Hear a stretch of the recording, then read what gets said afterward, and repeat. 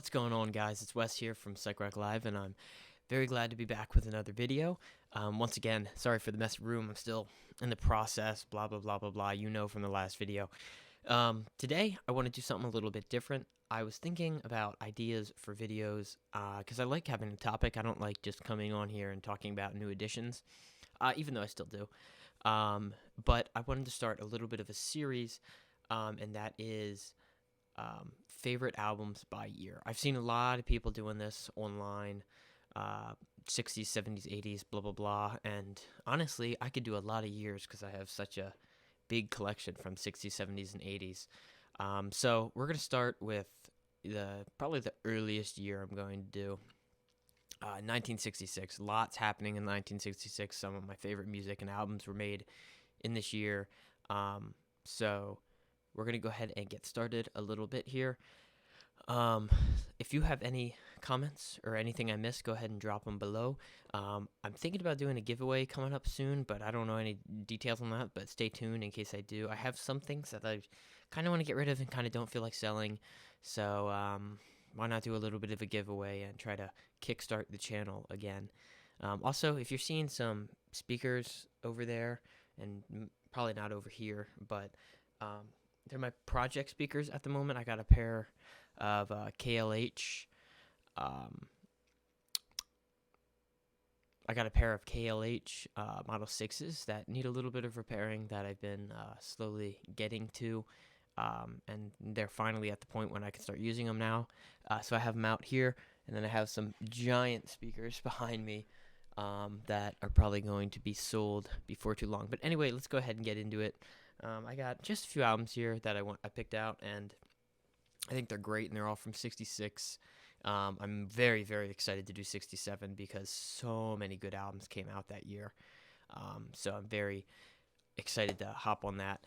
First one here, these aren't in any particular order. The first one is Buffalo Springfield. This is their first album. I'm not a crazy fan of this, but this is kind of the predecessor to what would become a lot of, successful musicians in the next few years. Neil Young and Stephen Stills and all that good stuff. But it's a solid album. I wouldn't say it's crazy psychedelic or anything, but it's really nice. And moreover, this is a pretty nice copy. I got it for $2 at a $2 blowout sale. It's a original mono copy. And I just love the look of that mono Atco label. It's a strong VG to VG Plus. You can see my ring light in the background there. But what a nice copy of a pretty good album. I'm glad to have it in the collection. It was kind of funny. I went a long time without being able to find a copy of this album. And then I had a really beat up purple label Atco, which is the stereo version of this label. And then all of a sudden, for $2, I found the mono, and I was like, oh, this is going to be destroyed. And it wasn't, so I bought it. And here it is. I listen to it sometimes, but it's overall a pretty good album. Really like having it. Next up, one of my favorite albums of all time. Definitely one of my favorite psych, but just in general, one of my favorite albums of all time. Donovan's Sunshine Superman. To me, this mixes so many genres together. And just so many different styles and put into this album between kind of classic rock, psych, folk.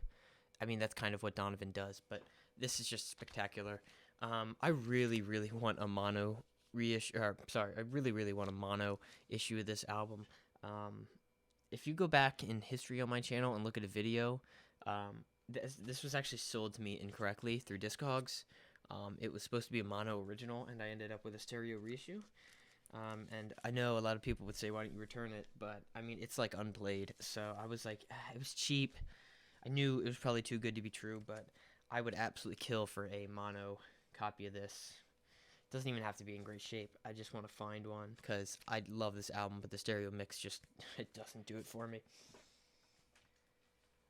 Next up is a pretty hard hitter in the vinyl community. I don't see this one much. I've only seen an original once in my life, and I bought it, and it's a copy I'm holding. The Mothers, Freak Out. If you don't know, this is the Mothers' first album, Frank Zappa. I'm sure all of you probably know that. I scored this for $10. Disregard some of the stickers. I reuse sleeves, and sometimes I get rid of the records that was originally in the sleeve. But this one's pretty cool. It's a stereo Verve or Verve. I don't even know how you say it. I think it's Verve. It's a Canadian. It's not the cleanest record in my collection, but it plays fine. And I mean, it's pretty beat, but an original Freak Out is pretty cool. I got it for $10. It was a kind of a weird record store, not even fully record store, like thrift store, I guess, that had records, and it was $5 for any single and $10 for any double. And I saw this, and I said, I'm buying it, $10, let's go. Nothing more to say about that. What a great deal. Next up, fantastic album. This is another example of the sticker doesn't match the actual record.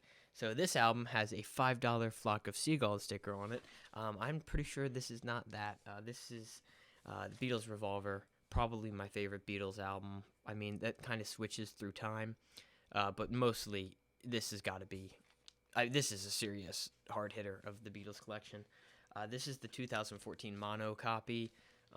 If you haven't watched my Beatles video, you'll see that I have a lot of the 2014 monos, which was a blind buy at the time, but it turned out to be absolutely incredible. I mean, seriously, like, what a score. I bought them all cheap. Now they're worth literally like $150. Really nice Parlophone UK. I don't listen to the Beatles. US albums, the UK is the way to go. There's no way around it for me. These UK albums are the best, and if you can get them in mono, do it. I'd love to complete my mono collection someday, but with how much the prices have skyrocketed, I don't know if that's going to happen. But happy to have this. I love this album. Love it, love it, love it. Next up, you saw this last video. I'm just going to quickly glance over. 13th Floor, first album. What a smoker. Great album. I absolutely love it. You already heard that in the last video yesterday, so I'll spare you. And then lastly, we have another one of my favorite albums of all time, Bob Dylan, Blonde on Blonde.